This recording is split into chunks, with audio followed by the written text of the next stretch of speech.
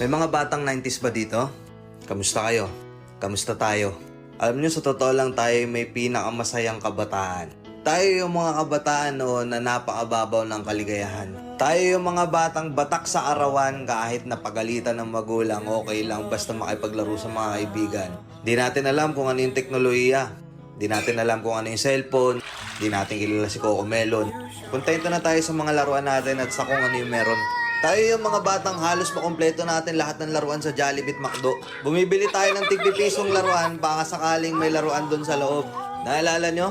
Noong mga panahon, naghahanap pa tayo ng gagamba kung saan-saan. Naghahanap tayo ng mga sanga ng puno para makipaglaro ng baril-barilan.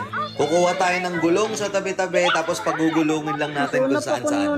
Mabibwisit tayo kapag hindi tayo pinayagan ng magulang natin makipaglaro sa mga kaibigan natin sa ulanan. Tayo yata yung mga huling batch ng mga bata na nakikipaglaro pa ng tagu-taguan. Sa totoo lang, di ba? Real talk. Tayo yung mga simpleng batch ng mga bata. Tayo yung mga batang napakasimple lang ng kaligayahan. Pero yung mga batang yun ngayon, nagsilaki na. Nandito na tayo sa tunay na hamon ng buhay. Yung struggle natin, ibang-iba. Pero magtataka ka, yung mga bata ngayon, iba na rin sila. Yung mga bata